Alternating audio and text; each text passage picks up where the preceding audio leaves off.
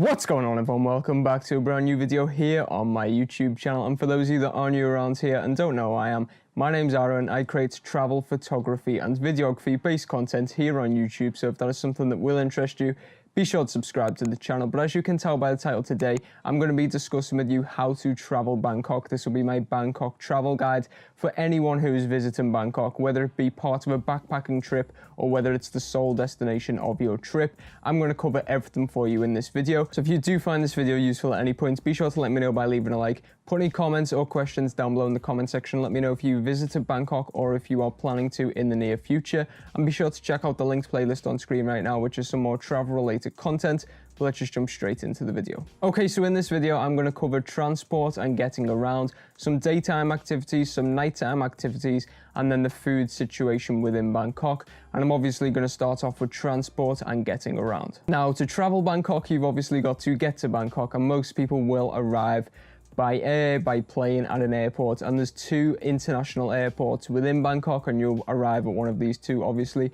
Now, the main one is the one that most flights go into, most airlines go to, and obviously most international travelers will arrive at. So I'm not going to try and pronounce either of the names of the airports because I'll just get them completely wrong and it will make me look stupid. But basically, I'll have on screen the name of the airport which I'm talking about at the specific time. But basically, let's find out how you get from each airport to the center of Bangkok. Now, if you arrive at the main airport, which is considered the bigger one, as I said, like I did, there's two main options. There's a lot of other options like bus and so on, but the two main options are to use the BTS SkyTrain, or it may even be called like the airport link, the specific line, or get a taxi from the airport. Now, the train is probably the best option. It's the one I took. It's 45 Thai baht, which works out to be about £1. So obviously, if you convert that to whatever currency you use, then you'll know, but it's quite cheap. It's very cheap, to be honest with you. It's about a 20 to 30 minute ride, and they run pretty much all night. I do believe they finish at about midnight or maybe 11 o'clock. It will be on screen the actual time that they do finish,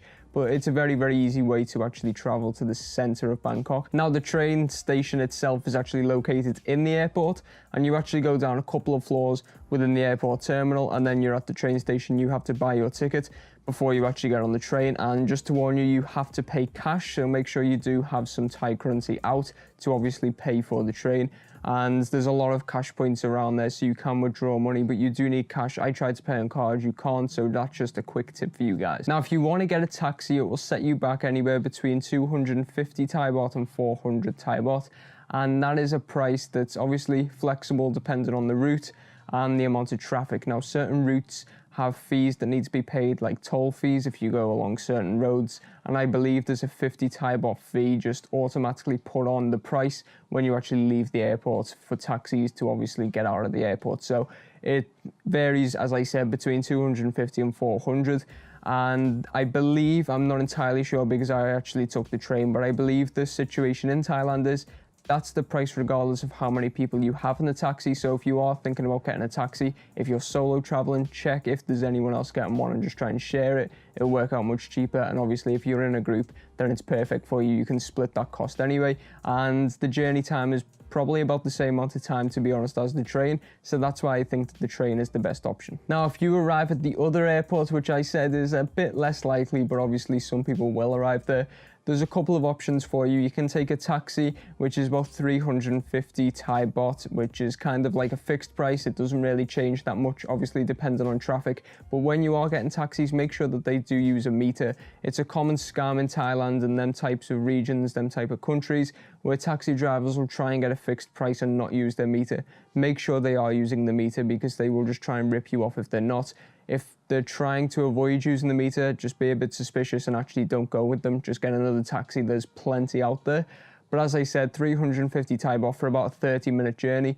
So that's probably not the best option. I'll go on to some of the others right now. Now, there is a bus which takes you from the airport to the city centre, and I believe it's bus number 29. It only costs 20 Thai baht. I've just checked there. But what it did actually say on the website is there is minimal room for luggage. So if you've got lots of bags or maybe big bags if you're a backpacker, this probably isn't the best option, and it does take quite a bit longer, obviously with multiple stops, than a taxi itself, which will just take you straight to your destination. So it's whether you value time or money, and obviously comfort and stuff like that in terms of getting to the center of Bangkok. And there is one more option from that airport, and it is to get a train. Now, I've not actually put much information down on my notes about it because essentially it sounds like it's a bit of a pain. They only run every hour, and it actually requires quite a number of changes before you actually get to your final destination. It's just a general train, and then you actually hop onto the BTS Sky train system network, whatever you want to call it. So I believe there's like 2, 3, 4 changes you actually have to make before you even get to the center. So train doesn't sound like the best option. So if you're arriving at the main airport, I'd recommend you take the train. If you're arriving at the other one, I'd probably just say you take the hit on the money and just get a taxi. Now, getting around Bangkok, there are a lot of different options, whether it be motorbike, tuk-tuk, taxi, water taxi, SkyTrain, anything like that. There's buses as well, which I will get onto. I didn't actually personally take a bus, but I will include them. Now, the SkyTrain is, in my opinion, the best option because it's very efficient, it's very clean. Obviously, a lot of people use it. It's just public transport. And there's a couple of options which you can take in terms of getting tickets for the SkyTrain.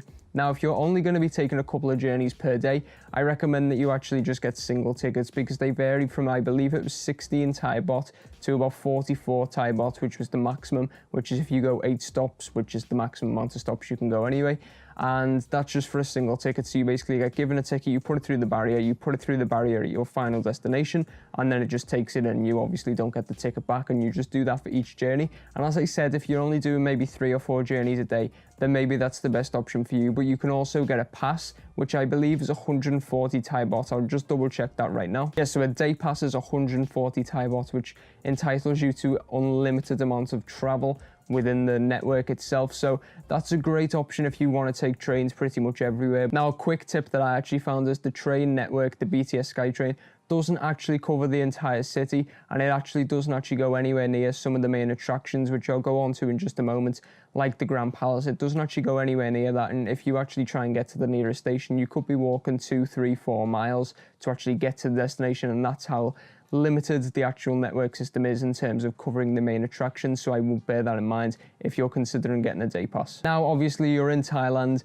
You'll probably be drawn to getting a tuk-tuk or a taxi just for the sake of getting one because they look cool and everyone seems to get them in Thailand. But bear in mind, it's probably going to cost you about 200 Thai baht for the journey, regardless of where you go. Obviously, if you just go down the street, it's not going to cost that. But to get from place to place, it's generally between 150 and 200 Thai baht. And if you do that for every single journey you make, you're going to start to add up in terms of the amount of money that you're spending each day. So I'd try to avoid them where possible. I actually only took one taxi, and it was to actually get me from my hostel to the bus terminal when I was actually about to leave Bangkok. So I actually avoided them altogether in terms of traveling around Bangkok whilst I was exploring the city. Now, another great option, which I believe everyone has to take, is a water taxi or water boat, and they basically run along the canals. Now, obviously, there's the big canal, which everyone compares to like the Venice of Asia or whatever it's been called in the past, and loads of articles online. But basically, all the small canals are actually really, really handy to actually travel down using the water taxi because it just goes from place to place,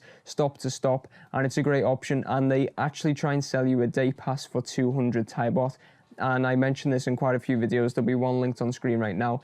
And they literally just go on as if that's the only price you can pay. And it's basically to get tourists to pay that price. But actually, if you ask the locals, which is what I done at the hostel, they actually gave me the correct information, which is a one-way ticket is only 9 Thai baht. So I figured out that you'd have to use it like 22, 23 times just to get your money's worth if you actually got a day pass. So do not pay the 200 Thai baht. Wait until you're actually on the boat itself and they'll come round. You just give them 10 baht, which is a little coin, and they'll give you 1 back on your ticket. And it's as simple as that. Just avoid paying that day pass because it's obviously a way of making money for them and it's not very efficient for you. Now, in terms of daytime activities for Bangkok, I highly recommend going to see the graffiti wall. It's completely free. They will try and charge you on the door, on the gate, but don't pay anything because the people there actually trying to charge you have no right to be there or to try and charge you for entrance. It's completely free, so make sure you do bear that in mind. And whilst it's not a great attraction, you know, not everyone talks about it in Bangkok, it's actually not very well known. It's not on any maps, but as I said, I'll leave the location as to where it is. It's just something really, really cool to go and visit, and it gives you a great Instagram opportunity like the one I took right now. Now, the next two were mentioned in terms of getting around, but I highly recommend you do actually ride the BTS SkyTrain and get a water taxi or water boat around the place. The reason for that is the SkyTrain gives you a great opportunity just to see Bangkok itself as the city, see all the skyscrapers without actually having to go right up to them and take photos. You can just ride the SkyTrain for a couple of hours, maybe just even an hour, and you'll see a lot of the skyscrapers in the city, whether it be from a distance or whether it's up close. You will get to see them, so that's a great option. And the water boat, water taxi, whatever you want to call it, it's a great way to see the side of Bangkok, which not many people actually get to experience, because riding these small canals down like the back streets of Bangkok, it really gives you a feel for the actual place itself. And then obviously if you want to take the main one, which is down the big canal, I forgot what it's called, it will be on screen right now though, that's obviously a great experience because you get to see some of the main attractions. You obviously get a bigger landscape of Bangkok, and it's obviously something that a lot of people do. So I do highly recommend taking both of those methods of transport just to see the city itself. Now, the next three places that I recommend for daytime activities, I didn't actually get to go and do, but I do highly recommend them because I have seen people doing them on YouTube, on Instagram, and they're obviously highly rated. Go and visit the Grand Palace, go and visit Wat Pho, I believe it's called. It's one of the temples. It's basically the one with the reclining Buddha in, and that's obviously something that a lot of people go and see, and it's highly, highly recommended.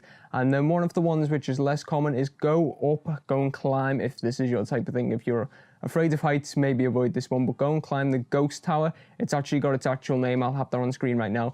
But basically, it's an abandoned tower within Bangkok. Apparently, there's guards that do actually obviously patrol the building and try and get some money out of you. But you can actually go up there if they're kind of nice to you kind of thing. So if they are kind enough to let you go up, go and experience that. I found out about it a bit too late. I found out about it literally a couple of days after I left Bangkok, but if I was still there, I would have definitely gone to do that. And then my final daytime activity that I do recommend is go up the Golden Mount or the Golden Mountain. It's got an actual name again, which I'll have on screen right now, but it's basically the activity which I done, which you just climb up a load of stairs and obviously go and visit the temple. But it's a great place to actually get views of Bangkok. It was very, very windy when I was up there, but obviously the views that you get over the city is great, and it's obviously great for photos and video and stuff like that. But if you actually just want to go and admire a view and obviously have a look around something that's quite traditional in Thailand and obviously in Bangkok, then that is a great option to go and do during the day. Now, in terms of nighttime activities, it's all about visiting places and visiting shopping places. Now, I highly recommend going to visit Siam Paragon, which is the place where I actually got some of the food, which will be on screen right now. But it's also got a lot of shops, and it's a great shopping centre to go and visit. It's a bit more on the western side of things, where all of the shops are quite upmarket kind of thing, so you probably won't spend that much in there. I only actually got food from there. But the other mall, which I highly, highly recommend everyone has to go and visit, is the MBK Centre, and that's obviously a lot more traditional for Bangkok. It's got a lot of small stands where people just try and sell you a load of stuff that probably doesn't work, and obviously just some mad stuff in there. So it's well worth a visit, and especially during the night time, because obviously it's inside.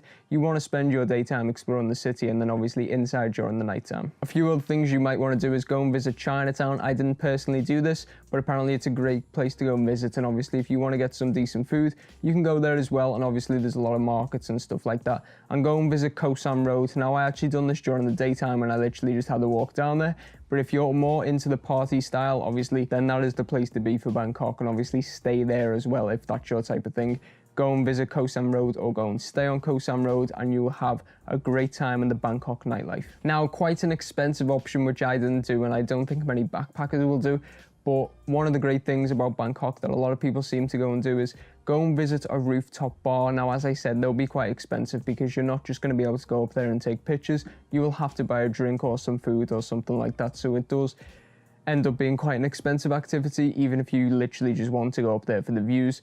You will actually have to buy something. So obviously consider that if you want to go and get some views of Bangkok, you'll probably get them somewhere else where you won't have to pay top money for the privilege. And the two very, very traditional things that you have to do in Bangkok, there's no question about this, is eat the street food. Obviously, that's what's going to come in the food section next, but obviously you have to do this, especially during the night, because there's so many street vendors that come out obviously at night, and they obviously do chicken and rice or pork and rice. It's very much the same food, but it's very interesting to see the different styles of how they try and sell you the food, how they cook the food, how many people go there. that's one thing you have to do, is just keep an eye on where the locals eat and go to them street vendors. And then obviously, whilst I was there, I wanted to go and see a Muay Thai fight, but there actually wasn't any big ones or anything like that when I was actually there, so there wasn't much information around it. But make sure you ask the locals, ask the hostels if there are any fights on while you're there, and that's a great activity apparently that you must do if you are in Thailand. And finally, the food situation. Now, if you are very strict in terms of what you want to eat, there are a lot of Western places that serve breakfast, lunch and dinner. So if you are worried about that, don't be. There's literally so many places that you will recognize from home, so you are covered for that. But in my opinion, you're in Thailand, you're in Bangkok, dive into the local culture, eat some of the weird stuff that they eat, like scorpions and stuff like that. I didn't personally do that because I actually didn't see anywhere that was selling them. But even if you just want to eat the street food, that's what you have to do when you're in Thailand. Even if you just do it once and you don't like it, the sticky rice isn't for everyone, but it was quite a cool experience to have. And obviously it's the cheapest way of eating. 7-Eleven is literally located everywhere. Literally every couple of 100 meters on every single road there will be a 7-Eleven. So obviously that's like a supermarket for people that don't know, and you can get pretty much everything in there. So that's obviously a great option for snacks and stuff like that. And even if you actually want to get a proper meal, you can get them from there as well. And just like that, that is my Bangkok travel guide and how to travel Bangkok. Now obviously there's a lot of things that I have missed off. Some key things which obviously people will just probably put in the comments, oh, why did you leave this out? But this is my opinion on the things that I think you guys would actually want to go and do. And obviously it's based off my experiences and my opinion. So if you did find this video useful at any point, be sure to let me know by leaving a like. Put any comments or questions or any other places that you think I should have put in this video without being too negative about it. And if you are new around here, be sure to subscribe to the channel. But thank you all for watching, guys. Till next time, goodbye.